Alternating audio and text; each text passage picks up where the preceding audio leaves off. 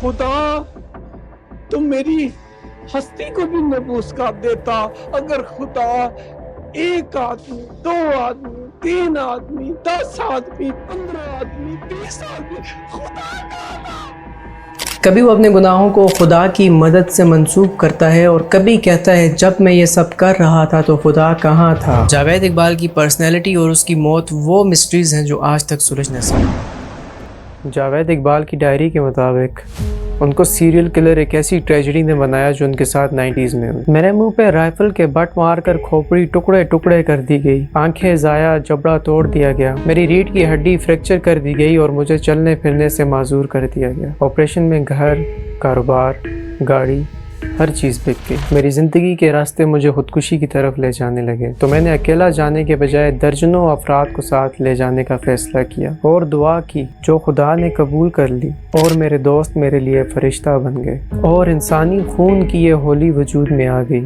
अब मेरी माँ की तरह 100 माएँ रोते हुए मरेंगी क्योंकि मेरी आंखों के सामने ही मेरी माँ सिसक सिसक के मर गई। इन सब के जिस्मों को मैं सीवर पाइप के जरिए गटर में बहाऊंगा जिस तरह मेरा खून बहाया गया।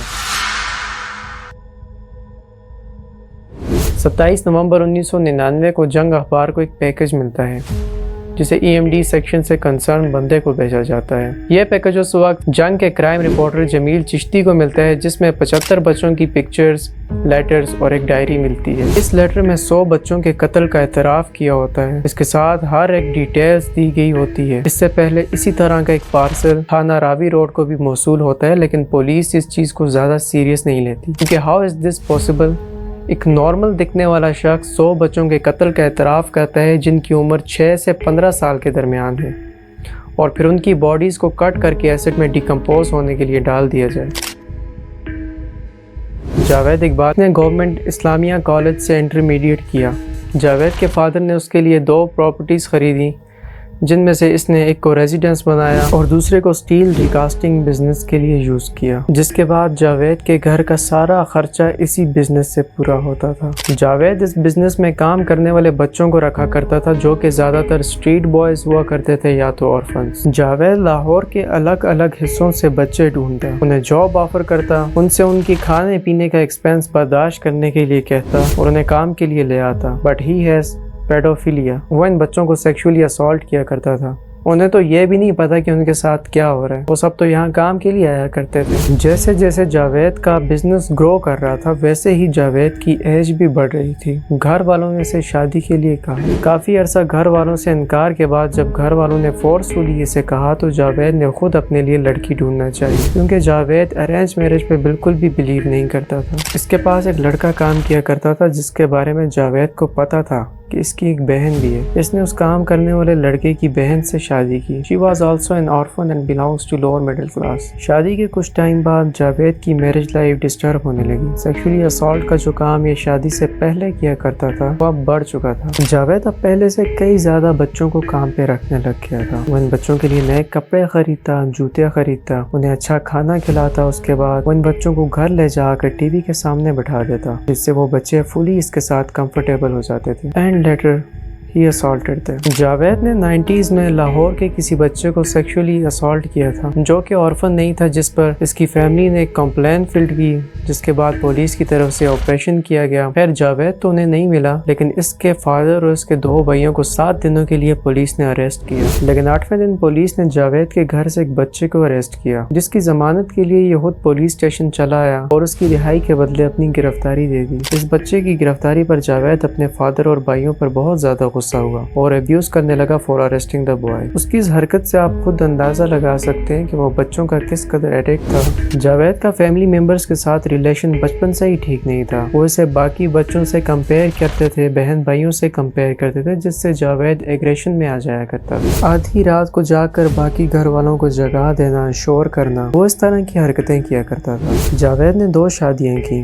इसकी दूसरी शादी में से इसका एक बेटा भी था लेकिन ये दोनों शादियां ज्यादा देर तक नहीं चल सकी। سکیں due to his different mental state, یا اس کو آپ ڈیزائر بھی کہہ سکتے ہیں۔ جاوید کے گھر والے اس کی طرف سے کی جانے والی مختلف برائیوں کی وجہ سے بہت زیادہ پریشان تھے، اور جب ان کی گرفتاری ہوئی اس کے بعد انہوں نے اس سے بات چیت کرنا بالکل چھوڑ دی تھی۔ پولیس نے جاوید کو اس کی اس حرکت کی وجہ سے کافی زیادہ مارا، لیکن اس کے بعد جاوید کی ہومو سیکشول ڈیزائر میں مزید اضافہ ہوتا گیا۔ اب وہ پہلے سے کئی زیادہ بچوں کو اپنے گھر لانے لگ گیا تھا، جو کہ 6 بی راوی روڈ پر تھا۔ جاوید ٹھیک اسی طرح ان بچوں کو کام پر لاتا، انہیں بیسک چیزیں پرووائڈ کرتا، یعنی جوتے، کھانے پینے کا سامان، نئے کپڑے، اور پھر He sexually assaulted them۔ Javed کی فیملی کے مطابق اسے پیڈوفیلیا تو تھا جو 1991 میں ڈائگنوز ہوا تھا، جس کی وجہ سے اس کے گھر والوں کو ذلت اٹھانی پڑی۔ اس کے علاوہ جہاں وہ بچے لے کے آیا کرتا تھا وہاں محلے کے لوگوں کو بھی اس کی وجہ سے بہت زیادہ پریشانی تھی۔ دوران جاوید کے فادر کی ڈیتھ ہو جاتی اور باقی فیملی والے جاوید سے ملنا بات کرنا بالکل ختم کر دیتے۔ اس کی فادر کی ڈیتھ کے بعد پراپرٹی ڈسٹریبیوشن کے ایشو سٹارٹ ہو جاتے ہیں، جس کے بعد جاوید کو 3 ملین روپے ملتے ہیں۔ ایک دن جاوید لاہور کے دادا دربار سے 2 مساج کرنے والوں کو گھر لے کے آتا ہے، اور انہیں بھی ٹھیک اسی طرح سیکشولی ایبیوز کرتا ہے جس طرح وہ باقی بچوں کو ایبیوز کیا کرتا تھا۔ یہ بچے بڑے غصے میں آ جاتے ہیں۔ اس رات جب جاوید سویا ہوا تھا، ان میں سے ایک بچہ جاوید کی دیوار پر لگی رائفل کو اٹھاتا ہے اور کنٹینیوسلی اس کے فیس پر مارنے لگتا ہے، جس سے اس کا فیس، اس کا سر کافی زیادہ متاثر ہو جاتا ہے۔ کافی بلیڈنگ شروع ہو جاتی ہے اور یہ بچے جاوید کو چھوڑ کر چلے جاتے ہیں۔ جب نیبر اس کے گھر جاتے ہیں تو اسے خون میں لت پت ہوا پاتے ہیں۔ اسے ہاسپٹلائز کیا جاتا ہے اور جاوید کافی عرصہ کومے میں رہتا ہے۔ اس کی ملٹیپل سرجریز ہوتی ہیں۔ اسی دوران اس کی ماں کی بھی ڈیتھ ہو جاتی ہے۔ جاوید ان سب انلیگل چیزوں میں انوالو تو ضرور تھا، لیکن اس سب کے بعد جاوید کا جو روپ نکلنے والا تھا اس نے دنیا کو ہلا کے رکھ دیا۔ جاوید نے کبھی یہ ایکسپیکٹ نہیں کیا تھا کہ اس کے ساتھ بھی اتنا برا ہو سکتا ہے، جیسے وہ اوروں کے ساتھ کیا کرتا تھا، جیسے وہ بچوں کے ساتھ کیا کرتا تھا۔ اس کے بعد جاوید کا ایک نیا مقصد جنم لیتا ہے۔ یہ شخص لاہور میں ایک ویڈیو گیم کا بزنس شروع کرتا ہے، جس کا مقصد ہرگز پیسے کمانا نہیں تھا بلکہ بچوں کو اٹریکٹ کرنا تھا۔ یہاں بچے آتے اور ویڈیو گیم کھیلا کرتے، اور جاوید اپنی جیب سے 100 کا نوٹ نکال کے زمین پہ پھینکتا اور نظر رکھتا کہ کون اس نوٹ کو اٹھائے گا۔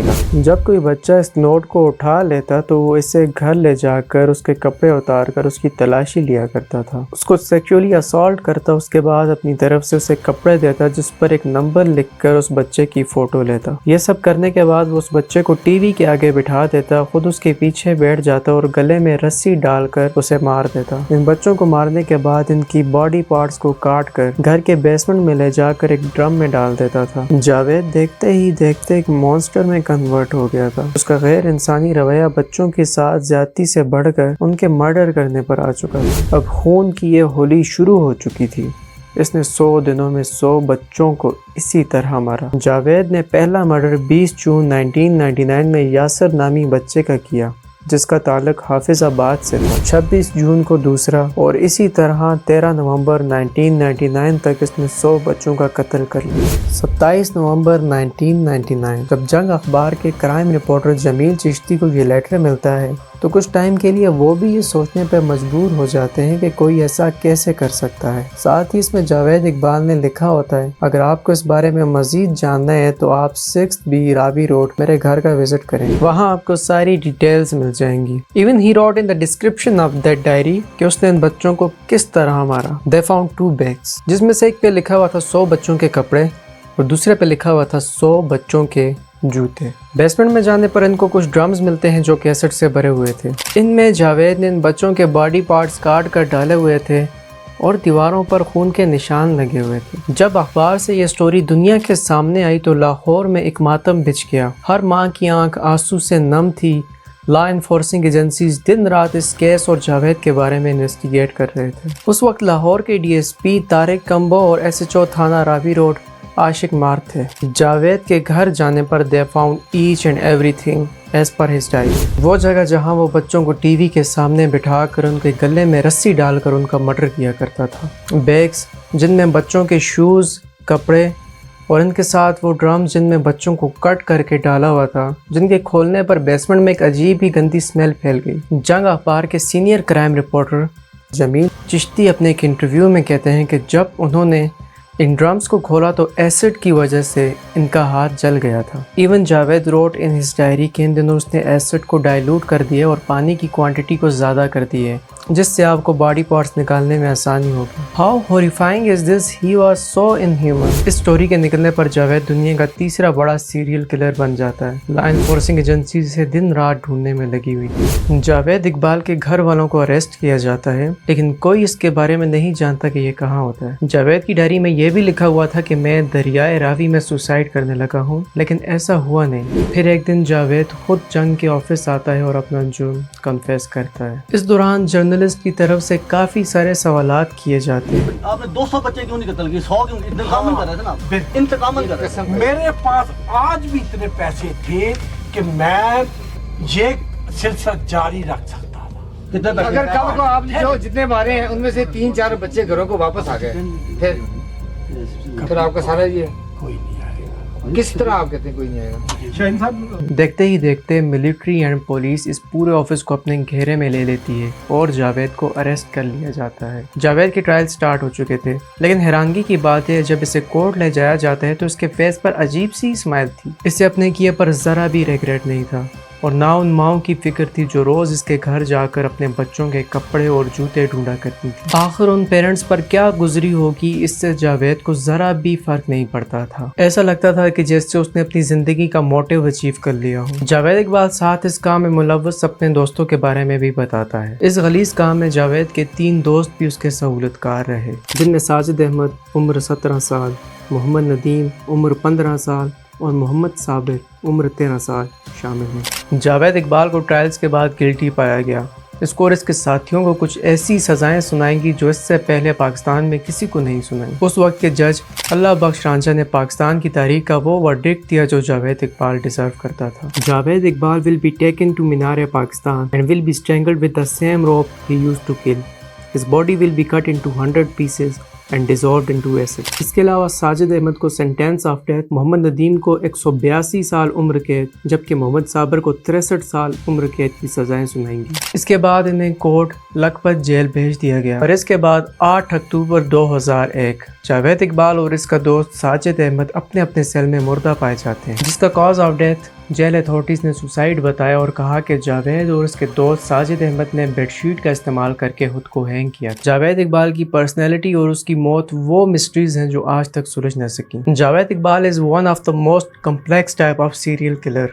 इस पूरे केस का अगर एनालिसिस किया जाए तो जावेद की पर्सनैलिटी में बहुत बड़ी फ्लक्चुएशन नज़र आती है। पहले तो वो खुद पुलिस को लेटर भेजकर अपने किए का बताता है और पुलिस के इसके घर आने के बाद खुद को जान से मारने की धमकी देकर घर में दाखिल नहीं होने देता। कभी वो अपने गुनाहों को खुदा की मदद से मंसूब करता है और कभी कहता है जब मैं ये सब कर रहा था तो खुदा कहाँ था। जावेद सेम टाइम दुनिया के सामने अपनी इस घिनौनी हरकत की वजह से खुद को फेमस भी करना चाहता था, क्योंकि उसकी फैमिली के मुताबिक जावेद शोहरत का भूखा था और साथ ही वो पाकिस्तान की अथॉरिटीज़ के फ्लॉज को चैलेंज भी करता है कि देखो तुम्हारे सामने, तुम्हारी नाक के नीचे इतने बड़े सिटी में मैं ये सब करता रहा और तुम्हें पता ही नहीं चला। और हकीकत भी यही है। अगर जावेद अपने आप को दुनिया के सामने बेनकाब ना करता तो ना जाने ये खून की होली कब तक चलती और कितने ही मासूम जान की बाजी हार देते। जावेद की फैमिली आज तक इस बात पर डटी हुई है कि उसने ये कत्ल नहीं किए। ये कहानी बस उसने अपने आप को फेमस करने के लिए बनाई है। पर सवाल यह है, अगर जावेद इकबाल ने 100 कत्ल नहीं किए तो वो 100 बच्चे कहाँ हैं